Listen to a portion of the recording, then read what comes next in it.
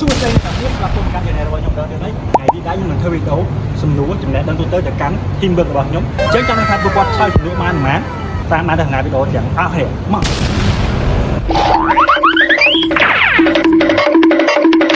ខ្ញុំមាន content មួយថ្ងៃហ្នឹងខ្ញុំសួរចំណេះដឹងទូទៅមកឯងសំណួរអញ្ចឹងចង់ដឹងថាបាយឆ្លើយបានអត់បើសិនបាយឆ្លើយបានខ្ញុំឲ្យនំបាយមកចាំហ្នឹងហើយនំថ្លៃអត់ Emotional damage នេះគួរសមដែរណាតាមនំសម្រាប់ជាឆ្លាតអូខេអញ្ចឹងសំណួរទី1នេះគឺថាតើកម្ពុជាទទួលបានឯករាជ្យពីបារាំងនៅថ្ងៃខែឆ្នាំណាចម្លើយទី1វិច្ឆិកា1952ចម្លើយទី2វិច្ឆិកា1953ចម្លើយទី3វិច្ឆិកា1954ទី2ប្រកាសអត់អូនិយាយមិនខ្វល់មិនអូខេត្រឹមត្រូវអូខេបាទសួរទៀតមកចង់ស៊ីនំទៀតចង់ស៊ីនំទៀត Stop it បងសួរមួយបងមានសំណួរមួយសួរអណៃបងអណៃឆ្លើយទៅបងឲ្យនំអណៃមួយមែននំម៉ាមួយឯងតិចម៉េះហូបត្រង់ចុះមកសំណួរអណៃចង់ឲ្យបានម៉ាអូខេអរគុណ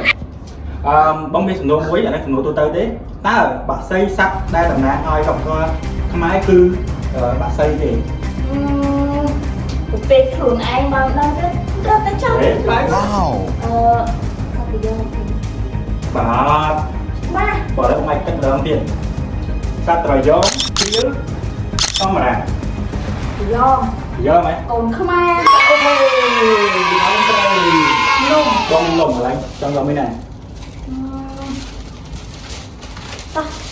ហេពេលសំណួរទូទៅមួយសួរថ្ងៃបើថ្ងៃតើត្រូវខ្ញុំឲ្យនំមួយណាក៏បានដែរមែនមួយណាក៏បានដែរអូខេអ្នកនរនេះអញ្ចឹងសំណួរគេសួរថាតើតំបន់ទេសចរក្នុងកំពង់ត្រាចស្ថិតនៅក្នុងខេត្តណាកំពង់ត្រាចនៅខេត្តកពតបី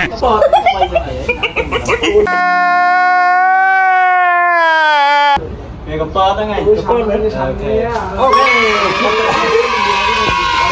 ចាលេងចឹងនេះសំដួលមួយសុំឯងមួយបាទហ្នឹងហើយបើសិនជាបាយឆ្លើយត្រូវខ្ញុំឲ្យនំបាយមួយអូខេហើយសំណួរចំណេះដឹងទូទៅទេយេ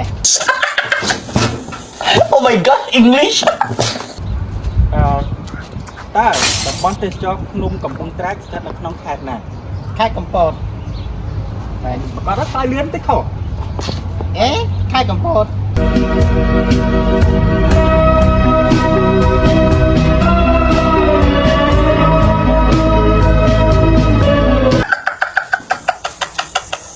ចាំហាត់100%អត់ច្បាស់100%កន្លោខុសឥឡូវខ្ញុំឲ្យចម្លើយនេះកន្លោបេឆ្លើយលឿនពេកដឹងហើយដឹងស្គាល់ទី1ខេត្តពោធិ៍សាត់ទី2ខេត្តកំពង់ឆ្នាំងទី3ខេត្តសៀមរាបអត់មានខេត្តកពតទេមិនបាច់ឆ្លើយខេត្តកពតកពតសៀមរាបខេត្តកពតទេអូខេ100% Yes ចម្លើយត្រូវណា Thank you បាយ